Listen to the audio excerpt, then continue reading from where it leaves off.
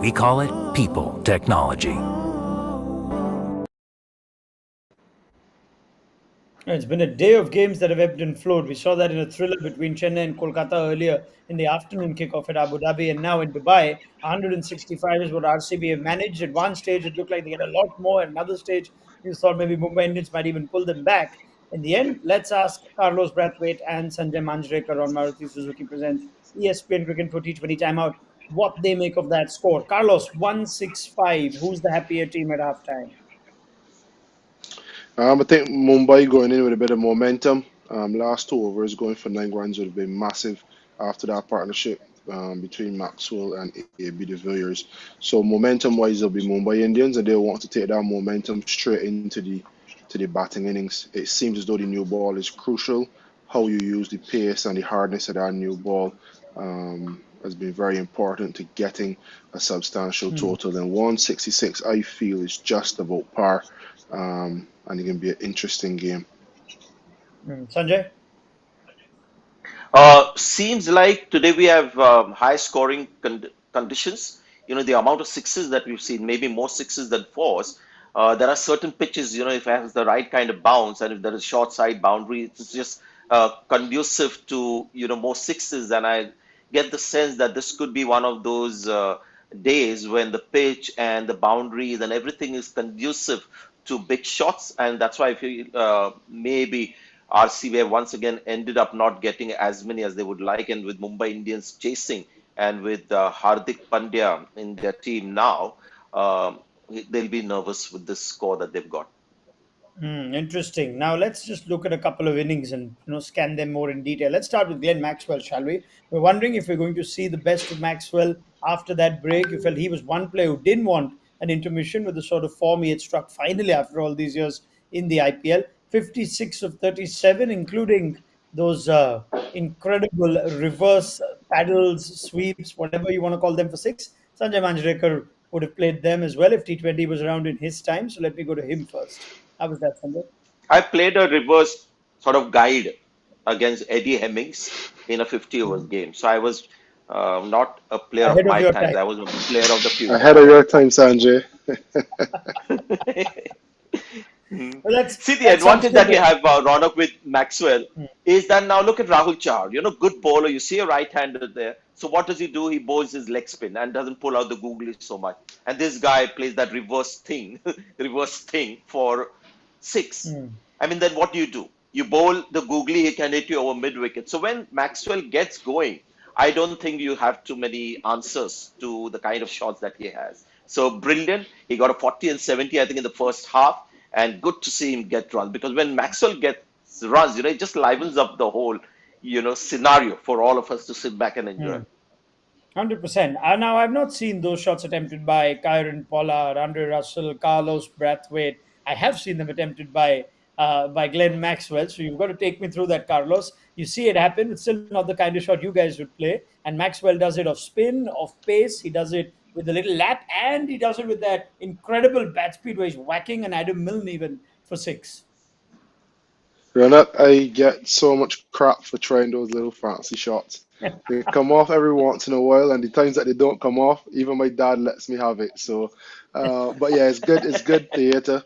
Um, and I was gonna ask which Glenn Maxwell we're talking about because it'd be interesting to see the strike rate of the right-handed Glenn Maxwell versus the left-handed Glenn Maxwell, or the one playing the reverse scoops. And I don't think he missed one for the day. So, and the one he missed was wide or something like that. So it's great theater, and you can see how him and AB bounced off each other for the short time that they were there, and it felt as though he complemented Virat very well. Virat was able to sit in, get some singles, get him on strike. Virat probably would have liked to get to 65, 70 off the 40 balls, but the way things were going with Maxwell striking at the other end, he just had to rotate the strike, and it was beautifully put together as a partnership. But Maxwell, that's what I wanted from Maxwell. That's what I asked for. Um, have Maxwell batting a little earlier, give him a bit more responsibility. He has a great tempo to his innings when he gets going, and he wouldn't waste balls. He wouldn't get 10 off 20, 10 off 25. He'll either get you some runs in quick time at a good tempo, or he didn't get a chance to get off the mark or didn't get a proper start, and then you got capable batters coming in. So for RCB, fantastic stuff. This is what they would want on a more consistent basis.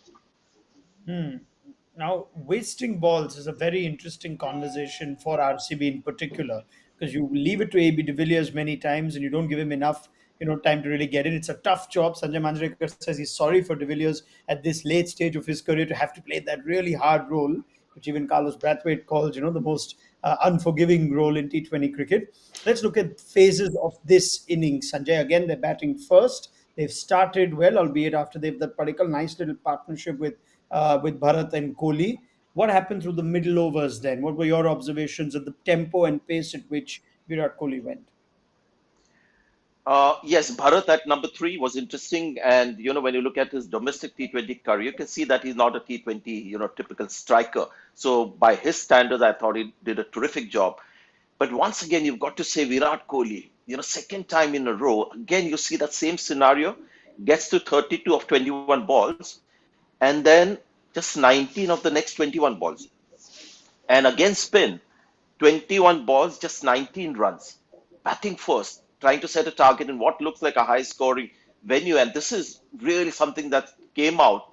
And I asked for these numbers because when you watch Virat Kohli play Krunal Pandya and Rahul Charan, you can see how the others really went after both spinners. But Virat Kohli was just ticking off singles again against the spinners, not taking any chances at all, and got to his 50. And once again, after he got to his 50, played a big shot. So there's something out there that I'm seeing, and I hope that's not the case where he's really very keen to get to his 50.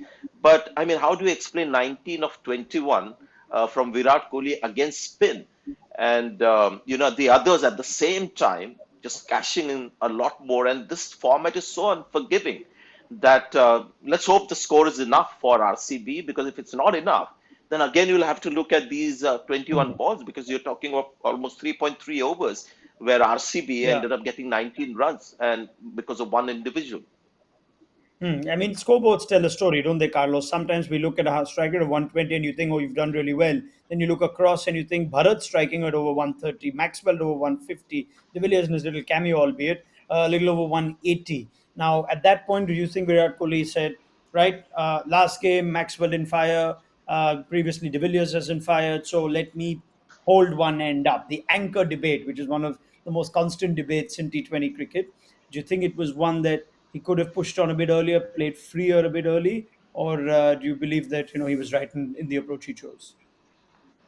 I think the way that the innings went with Bharat and him trying to forge a little bit of partnership, Bharat got stuck a little bit as well. Then Kohli got stuck. There wasn't much rhythm there. And then it seemed as though it was a conscious effort from Bharat to go. You have license, free up your arms. If you get out, it's fine. You got the big names in the hunch. And then Virat will keep taking it over. And as Maxwell came in, there wasn't much momentum going into their partnership. So it was hard for Virat to then pick up momentum. Maxwell did it beautifully, so it allowed Virat to, tuck it around or whatever. But once he got out of that acceleration phase with Bharat, he found it very difficult to get back momentum and get back ascendancy. And again, we talk about tempo in the innings. I love his intensity and his intent and his tempo in the power play. Out of the power play, however, after he gets to 30, 35 or whatever, it is something he can look at. As Sanjay said, those 20 balls, he's a good enough player to get 35, 40 runs from those 20 balls that he faced outside of the power play. So it's something that he would be looking at. He always talks about being the best in the world, want to be the best that he can be. And I don't know if it's something as simple as that holding him back. That is something that he'd want to address. But when you say A, you must say B. We always talk about partnerships and not losing wickets quickly. After Bharat got out, it was important that he stayed in and allowed Maxwell to get in and get some momentum. That's the only thing that I would say, and it's not really a criticism, more observation. He needs to find a way when he loses tempo to pick the tempo back up. And Virat Kohli in India is someone who manages tempo very, very well. So that won't be the only observation and the way that RCB can take the scores from 160 now to 180. Yeah, it's a good point Carlos makes on tempo, Sanjay. I wonder if you'd like to weigh in also on whether this is something that tends to affect Kohli more when RCB bat first or when his side bat first. He obviously knows what he needs to get when chasing. And do you think as a batter it also affects him to start well, suddenly change gears and go back, go slow, and then wanting to go back? That's when you see he's struggling a bit, and we saw that in his wicket. This wasn't a case of Virat Kohli trying to anchor because he was sticking off singles and not taking any chances against spin even when Bharat was out there. It wasn't like they had lost wickets and he had to sort of tone down a little bit. There was this long partnership and he let Bharat actually play the big shots and he was just sticking off singles and it once again coincided with that 40 to 50 phase of his individual score. From 40 to 50, spinners come in. In the last game, it was Jadeja, and today it was people like Krunal Pandya and Rahul Chahar. So maybe we can take this a little deeper and think from Virat Kohli's point of view that against space where the ball is coming on, he's able to hit those shots. So the moment he got to his 50, he tried to take on a fast bowler and got out. Maybe against spin, he doesn't have the confidence to step out and hit two or three sixes in an over because that's when you really need the power game and hit the ball out of the ground. Because all the sixes that you saw today, Ronak, were interesting that they were just sort of the ball was falling just over the boundary rope by about a couple of feet. So maybe he didn't have the confidence to take on a Krunal Pandya or a Rahul Char and hit the big shots, and hence gave the strike away to the other player. I mean, Bharat is not again a power striker, but these Yeah. are glaring numbers again. 171 and versus spin 90, and if it had not coincided with his score being from 40 to 50 in that time, then you could just put it down to him not being that confident against spin. But it just seems to coincide with his individual score being from 40 to 50. This drop in Yeah, strike rate. yeah, absolutely. Telling numbers. His Krunal Pandya's bowled his four over quota for a little over six on a day where Hardik Pandya, now we know, was not able to bowl. Would have been interesting to see if Rohit Sharma was forced to look at a sixth option, if that would have been a different story at the time. Batters already on their way out. We want to talk about Jasprit Bumrah and how good he was, but we'll probably save that then for the end of the game because you think it'll be a telling conversation regardless. So let's see how things go between Bangalore and Mumbai. But I'm not going to leave Carlos Brathwaite without a prediction, just when he thought I was. So let's go to him. Who do you want to win, Yes, Renat? I Who do I you want don't to care, win? Carlos. Like And I'll Mikey just says, choose the other one. We quick had game we is a had good. Vishesh we had Vishesh Yeah, on reels in the earlier, Insta live. decked out Yeah, in his yeah. RCB jersey. So for Hmm. Vishesh, I will predict Mumbai will win.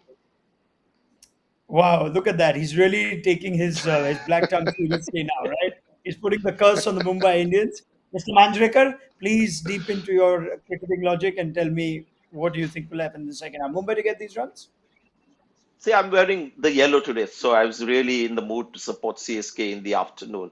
And I don't care, who wins, but if you want my cricketing logic, I'm I'm backing Mumbai Indians. All right. Thank you very much, gentlemen. Let's pick up the chat at the end of the game, shall we? On Maruti Suzuki Thank you. presents ESPN Cricket for T20 timeout. Thank you.